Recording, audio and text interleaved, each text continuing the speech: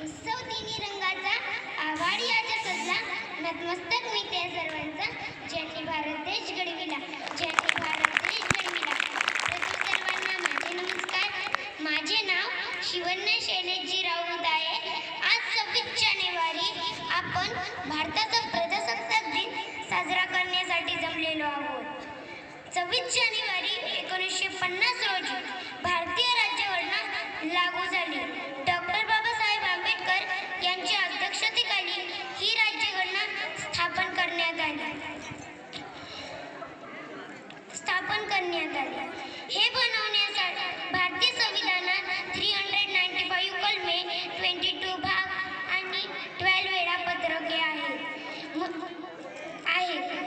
काही व्यक्तींचे मूलभूत हक्क आणि अधिकार नमूद केले आहे.